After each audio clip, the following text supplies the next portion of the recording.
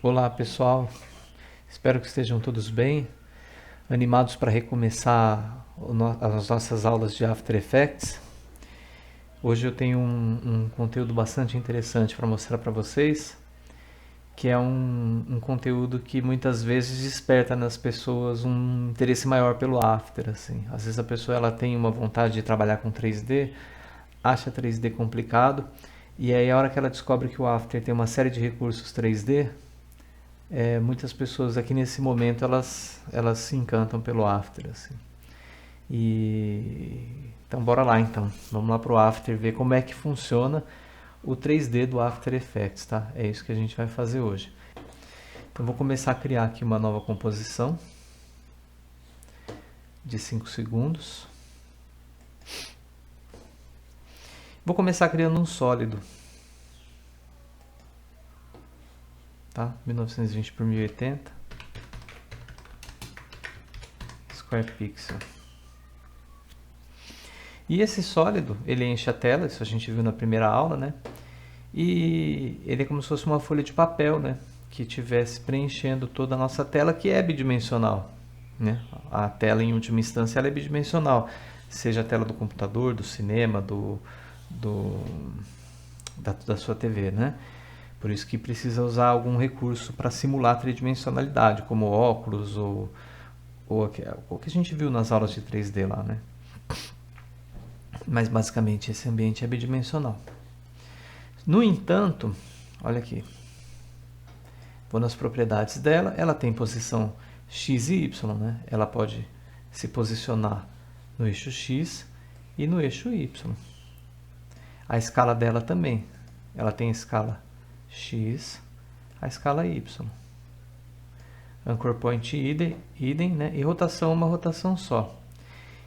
No entanto, a hora que eu ativo esse botãozinho aqui, ó, se vocês não estiverem vendo esses 6 botões aqui, né, esses checkers, você pode marcar, né, ligar e desligar, vocês têm que alternar aqui esse botão Toggle Switches and Modes, porque aqui pode estar tanto com os modos de blend, né, que também são muito importantes, a gente vai ver mais para frente, né, principalmente em composição, né, os modos de mistura de uma camada com a outra, quanto nos switches. Os switches são esses alternadores, né? Onde a gente pode ligar e desligar alguma função da camada, tá? Se você não estiver vendo esse botão, é porque isso aqui está desligado. Se isso aqui estiver desligado, você não vai ver isso aqui, tá? Então, mas normalmente vocês vão encontrar dessa forma. Agora, se porventura vocês já andaram mexendo aqui, clicaram aqui, você tem que habilitar aqui e alternar aqui entre os switches e os modes, tá? E também existe essa opção deles ficarem separados, ó. Se isso aqui estiver ligado, eles aparecem simultaneamente, o modes e os switches.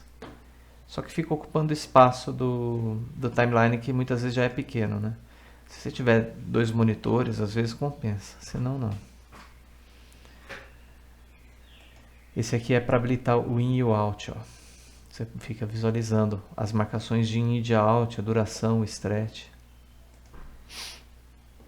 Bom, então a hora que eu habilito esse terceiro botão dessa sequência de 3 aqui, né? Não de todos eles, mas esse terceiro aqui, o ícone dele é um cubo, e o cubo ele remete ao espaço tridimensional, né? É um cubo em perspectiva, né? Então ele está mostrando aqui que agora, além do eixo X e do Y, a gente vai passar a ter um eixo Z. Então, basta eu clicar nesse cubo, e isso aqui você define por layer, tá? Você pode ter numa mesma composição layers que são 3D e layers que não são. Então, cada layer que você quer que seja 3D, você liga esse alternador aqui. E a hora que a gente liga esse alternador, aparece um terceiro valor de escala, que pra gente é indiferente, tá? Porque essa camada ela não tem nenhum tipo de extrude, tá? Depois a gente vai ver. Mas também aparece uma posição Z, e agora eu não estou escalonando a camada. Eu estou mandando ela para trás e para frente, ó. Eu estou empurrando ela para trás e para frente. Tá vendo que tem uma flechinha aqui Z, ó? Eu estou puxando ela para frente e para trás. Vocês vão perceber isso melhor na hora que eu rotacionar ele, ó. Eu tenho agora 3 rotações. A rotação X, Então ele está rotacionando em torno do eixo X, né? Rotação X. A rotação Y, aqui, em torno do eixo Y. E a rotação Z, que seria a nossa rotação anterior, né? A gente só tinha Z, na verdade. A gente só rotacionava ele em relação ao eixo Z, que não existia, né? Então agora olha só, quando eu empurro o eixo Z, vocês vão ver que ele não é que ele vai para frente e para trás, né? Não é que ele escalona, ele vai para frente e para trás, tá? Posso pegar aqui também, ó, e empurrar ele aqui. Se eu reseto, dá a impressão que ele nem é 3D, dá a impressão que ele está enchendo a tela, né? Só que eu percebo que ele é por conta esse eixo que aparece aqui para mim, esse manipulador em três eixos, né? Então agora eu tenho, como no 3D, né? Igualzinho o 3D. Inclusive, se vocês quiserem usar a ferramenta de rotação, é o W, o atalho, vocês podem rotacionar por aqui, assim. Rotacionar. Rotacionar. Tá. O que mais que acontece a hora que eu ligo o Layer 3D? Aparece aqui embaixo dois menus, um que está apagadinho, que é esse Geometry Options, tá? Ele não está habilitado ainda, e aparece as opções de material, Material Options, tá?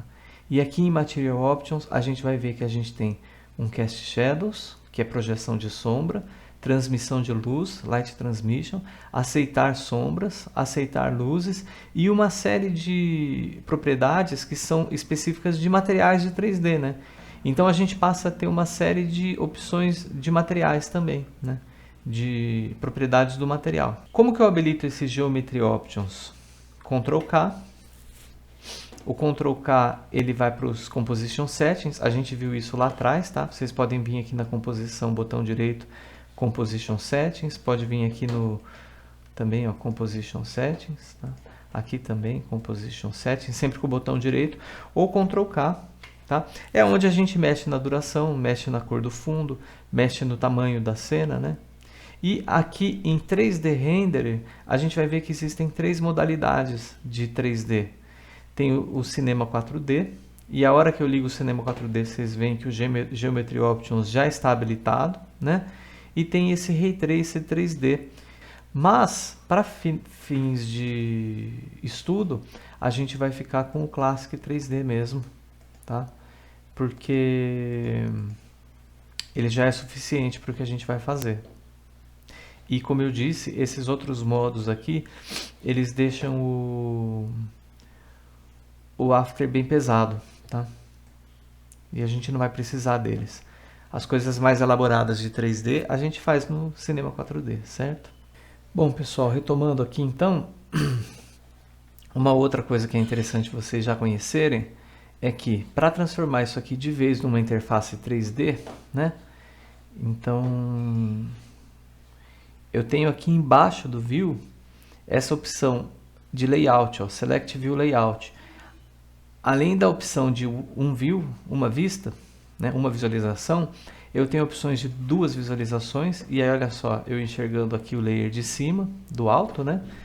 E também a vista da câmera, que é a vista da perspectiva. Como no 3D, eu tenho uma câmera invisível aqui, né? Eu tenho uma câmera ativa que, na verdade, ela não aparece aqui como manipulável, né? Mas a gente vai ver que a gente pode criar a nossa própria câmera, tá? Então, olha só, eu mexendo aqui na posição dele através da vista de cima, né? Na posição do sólido. Ó.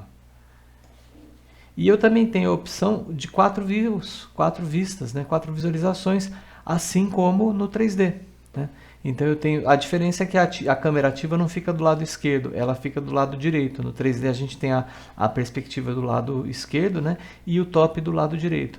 E aí eu tenho a vista frontal e a vista right, que eu acho que se não me engano também estão invertidas, não tenho certeza. Eu acho que no 3D a right é aqui e a front é aqui, né? Então ela está espelhado aqui, né? Então vai ter horas que no próprio After vocês vão precisar habilitar esses 4 views, ou pelo menos 2 views. Muitas vezes eu trabalho só com esses dois aqui, o de cima e o ou da câmera da perspectiva, tá? Vai ter hora que vai ser importante, principalmente quando vocês querem fazer um objeto passando por trás do outro, tá? Daqui a pouco mesmo a gente vai ver que isso é importante. Então vou voltar aqui para o OneView, vou resetar o meu sólido e vou começar a criar mais camadas 3D para a gente ver como que elas interagem. Mas na verdade, antes de criar mais camadas 3D, vamos criar dois outros recursos. A gente vai criar dois recursos que são muito importantes quando a gente trabalha em 3D, né? Que são a câmera e a luz. Então, quando eu venho com o botão direito aqui na minha composição, eu posso criar uma nova câmera. Ó, botão direito, New. Lembra que a gente vinha aqui para criar sólido, a gente viu que dava para criar nulo, objeto nulo, a gente já viu também, né? Tem uma série de recursos, layer de ajuste muito útil, a gente não viu ainda, mas tem aqui o shape layer, né? Tem aqui light e camera, né? Luz, câmera, né? Então, vou começar criando uma câmera. Tem uma série de opções de câmera, tá? Vocês podem depois experimentar. Tem presets aqui, ó. A gente pode trabalhar com 35, 50 milímetros. O padrão dele é 50 milímetros. O padrão dele também é o Depth of Field ficar desligado, porque ele também é pesado. O Depth of Field ele vai fazer com que o que esteja muito distante ou muito próximo da câmera fique desfocado, tá? Então dá para usar isso no After também. Mas todas essas coisas a gente pode habilitar depois, né? Se a gente vier aqui na câmera, em Camera Options, ó, as opções estão aqui, ó, Depth of Field eu posso ligar depois. Mesmo só esse preset de 35 ou 50 milímetros, que eu prefiro, ó, se eu der 2 cliques eu posso acessar de novo essa interface, né? Eu prefiro mudar por aqui, porque eu não tenho que saber os valores certinhos, né? Então se eu dou OK aqui, só que ele, a hora que eu reseto, a posição da câmera ficou diferente, né? Então vou trabalhar com 50 milímetros mesmo, vou resetar ela aqui, tá? E o transforme da câmera, vocês vão ver agora uma coisa muito importante. Eu tenho a rotação, posição e o ponto de interesse. Esse ponto de interesse, deixa eu mudar o view aqui para 2 views horizontal. Ele diz respeito a para onde a câmera está olhando. Então, a posição, ela diz respeito à posição da própria câmera, né? do corpo da câmera, né? Então, se eu mexo aqui na posição, eu estou mexendo na posição do corpo da câmera. E a posição do ponto de interesse, ó, se eu mexo na posição do ponto de interesse, é o ponto para onde a câmera está olhando, né? Então vocês vão perceber que muitas vezes a gente não vai precisar usar a rotação. Por quê? Porque conforme o ponto de interesse se afasta do eixo central da câmera, a câmera já roda para poder acompanhar o ponto de interesse, tá? Então isso é uma coisa que é muito importante já falar. Muito da animação de câmera no After, vocês conseguem fazer apenas keyframando posição e ponto de interesse. Não precisa ficar keyframando rotação, tá? Existe uma maneira mais intuitiva de mexer essa câmera? Existe. Tem uma ferramenta que é a ferramenta C. Ó. Vocês podem digitar o atalho C 3 vezes, tá? 4 vezes. O C, se eu digito de novo, ele muda para a ferramenta de câmera orbital. Então ele vai trabalhar a rotação da câmera, ó, rotação, que não é de fato uma rotação. Olha só como não está mexendo nos valores de rotação. Ele está mexendo na relação entre posição, ponto de interesse e posição. Mas eu consigo rotacionar em volta do objeto. Se eu digito C de novo, é a translação. Eu consigo mexer para cima e para baixo, para a esquerda e para a direita. E se eu aperto de novo, é o para frente e para trás.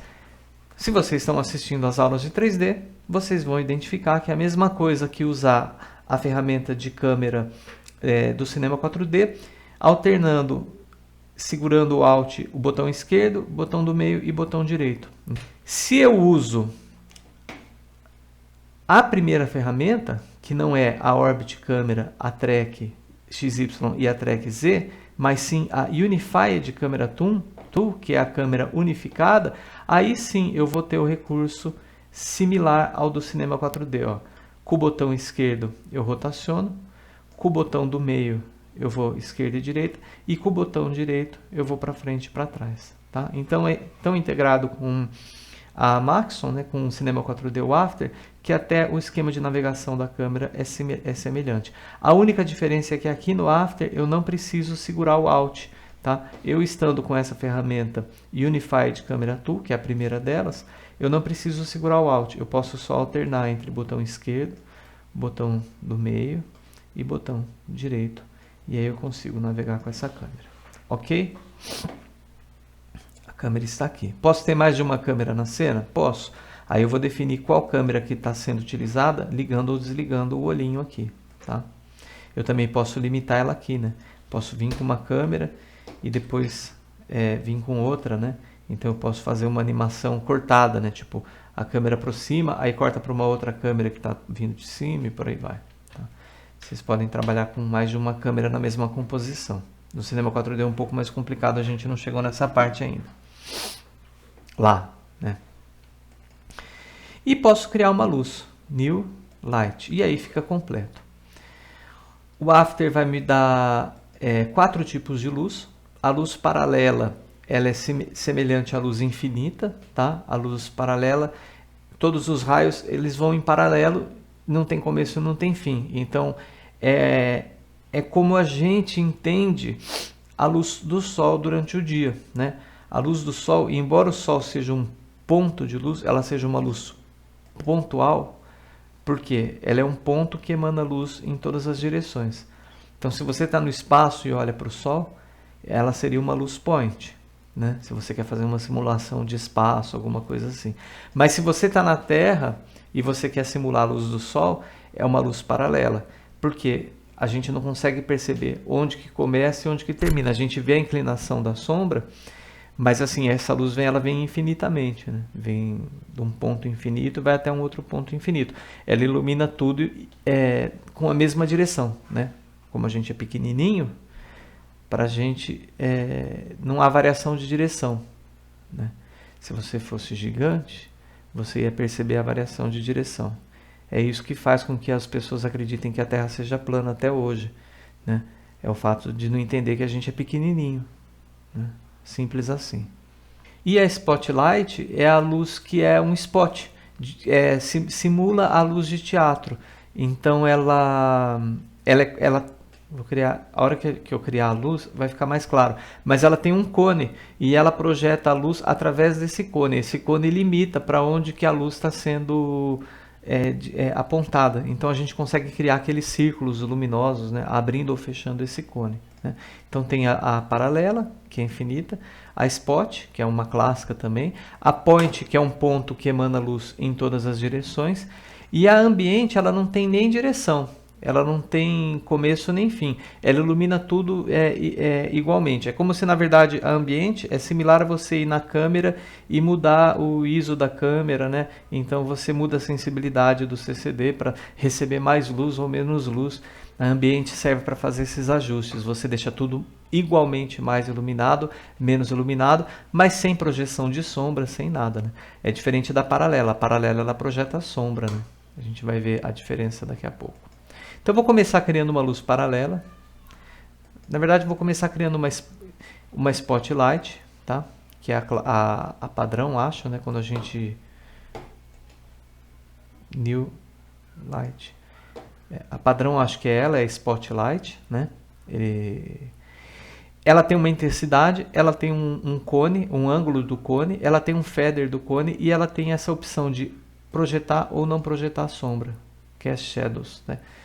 Uma coisa que é importante vocês entenderem, né, tanto para o After quanto para o 3D, é que vocês têm controle sobre se a luz ela projeta ou não sombra, se o objeto projeta ou não sombra, e se o outro objeto que vai receber a sombra, se ele recebe sombra ou não. É uma coisa que num estúdio você não tem esse controle, né? Você não pode falar para um determinado ator não projetar sombra no fundo, mas no 3D você pode fazer isso, tá? E no After também. Então vou mexer nessa luz aqui para a gente entender melhor o que está acontecendo. Ó. Essa luz ela está iluminando o sólido inteiro, porém ela tem um cone, tá? Então ela é um spot. A luz aqui para trás ela não ilumina, né? A luz ela está contida nesse cone, né? Então se eu quiser vir aqui, do mesmo jeito que a câmera eu posso abrir aqui as light options, né? Eu posso aumentar o ângulo desse cone, ó, abrir ou fechar, mas mesmo que eu abra ele totalmente, que é 180 graus, né? Ele está agora a 180 graus, né? Não dá nem para ver ele aqui. Vai gerar uma área de penumbra. Vocês podem ver que existe um degradê aqui, né? O centro mais claro e as bordas mais escuras. E o feather, eu posso tirar o feather totalmente, ó.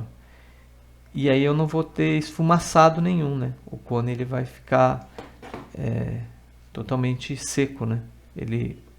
Área de claro, área de escuro. Não tem nenhum tipo de esfumaçado, tá? E o cone feather, o padrão dele é 50, já dá uma esfumaçadinha. E o cone angle, o padrão é 90, né? Da luz. Posso mudar a cor da luz? Posso. Se eu quiser fazer uma luz vermelha aqui. Se eu quiser fazer uma luz vermelha aqui, por exemplo, ele vai avermelhar o objeto. Se esse sólido não fosse branco, vamos pensar assim, ó. Vou criar uma luz amarela, mas vou colocar um preenchimento no sólido, Effect, na câmera não, no sólido. A gente já viu isso, né? Eu posso pintar esse sólido, tingir ele, em vez de mudar a cor do sólido, posso mudar a cor do sólido com Ctrl Y, tá? Mas como eu já expliquei para vocês, eu prefiro deixar o sólido branco, porque eu posso usar ele em outros momentos, né? Então ele é sempre branco. E quando eu quero pintar ele, eu venho aqui em Efeito, Gerar Preenchimento, Generate Fill. Então se eu pinto o sólido, por exemplo, de azul, ó, pintei o sólido de azul, a luz amarela está fazendo com que ele fique verde, né? Porque eu coloquei, se essa luz fosse branca, eu ia ver que o sólido é azul, mas quando eu uso uma luz amarela, ele vai esverdear o sólido, tá? Então existe aqui todo um cálculo de luz mesmo, né? Ele está se comportando, ele está fazendo o cálculo da interação da luz com os objetos, tá? Vou deixar a luz branca. Também vou desabilitar aqui o preenchimento, deixo o sólido branco por enquanto. Então a gente pode criar câmera, a gente pode criar luz, né? E a gente pode ter uma interação entre mais de um objeto. Então agora eu vou criar um Shape Layer, para a gente ver que o Shape Layer também pode ser... Vou criar uma estrela do PT aqui, né? Então uma vez que a gente criou essa estrela, a gente precisa habilitar o 3D dela também, tá? Olha só a diferença. Por que isso está acontecendo? Se o 3D dela não está habilitado, ela não sofre a interferência da câmera. Ó, se eu rotaciono a câmera, a estrela não sofre a interferência da câmera e também não sofre a interferência da luz. Mas uma vez que eu habilito esse layer para ser 3D, aí ele passa a sofrer a interferência da câmera e passa a interferência da luz, né? Vou aumentar um pouquinho o stroke aqui, que está tão fininho, né? Por 20. Então, como eu estava explicando ali no começo da aula, você pode ter camadas 2D e camadas 3D ao mesmo tempo, tá? Isso tem hora que inclusive é útil, você vai precisar de um objeto que não sofra interferência de luz e de câmera nem nada, tá? E aí vocês vão ter que entender agora o seguinte, eu preciso de 3 condições para ter essa estrela projetando sombra ali naquele sólido. A primeira, eu preciso que a luz emita a sombra. Então eu preciso habilitar o Cast Shadows da luz. Posso dar 2 cliques na luz aqui, ver se o Cast Shadows está ligado.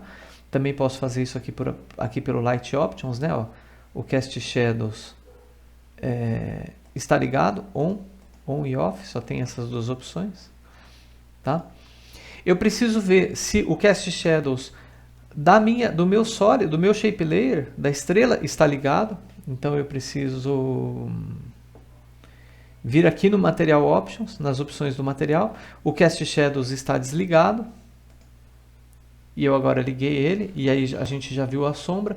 E a terceira condição é ver justamente se o sólido está com o Accept Shadows ligado, se ele está aceitando luz, aceitando sombra. Se ele estiver desligado, only não, off. Se ele estiver desligado, eu não vejo a sombra. Aqui não é só on e off, tá? É on, only significa que ele só serve para aceitar sombra, tá? Então ele precisa estar on. E aí, finalmente, eu tenho a luz fazendo com que a estrela incida uma sombra sobre o sólido, tá? E aí eu consigo, é o máximo talvez de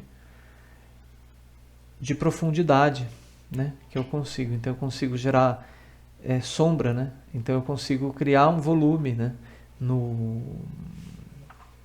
No After, isso usando os recursos clássicos, né? Os recursos simples. Aqui eu posso diminuir o Shadow Darkness, deixar ele um pouco mais claro, se estiver me incomodando na luz, tá? Que eu defino. Eu posso aumentar o Shadow Diffusion, deixar ela mais esfumaçadinha, né? Vou animar essa câmera dando uma volta em volta dessa cena. Só mais uma coisa também que eu posso fazer. Eu posso usar o Light Transmission, e isso é aqui nas propriedades da estrela, né? Então lembra que a gente viu aqui esse Light Transmission? Ó. Se eu ligo ele um pouco, o que começa a acontecer? A luz passa através dela, porque o que é a sombra? A sombra é quando a luz não consegue passar, né? Então ele bloqueia a luz. O Light Transmission ligado, ele permite que a luz atravesse, parte da luz atravesse esse objeto. Só que aí a luz ela vai assumir essa coloração, né? Porque ela vai filtrar, né? O objeto vai filtrar essa luz branca, então ele vai ficar com uma certa coloração ali no fundo, tá? Então, para fazer essa câmera girar em torno dessa cena, agora eu vou desabilitar aqui o Two Views, né? Vou deixar um view só de novo para a gente ver melhor. Eu preciso keyframear, como eu disse, eu não vou keyframear a rotação, olha só. Eu vou keyframear a posição inicial da câmera e o ponto de interesse. E vamos supor que lá em 3 segundos, aqui em 3 segundos, eu simplesmente movo a minha câmera, né? Movi a câmera. Um pouco aqui. Vou dar um RAM Preview aqui. E é isso. O que eu queria mostrar de recurso de 3D era isso, tá? Peço a todos que tentem instalar o After, né, nos computadores que vocês têm, para que vocês possam praticar, né? Não deixem de praticar. Não adianta ficar só assistindo essas aulas e não tentar fazer, tá, gente? Às vezes vocês assistem às aulas e vão ter a impressão de que estão entendendo, mas é só fazendo mesmo que as dúvidas vão surgir, e é assim que vocês vão aprender de fato, tá? Espero que tenha sido útil esse conhecimento, e na semana que vem a gente volta com uma nova aula. Boa semana para todos.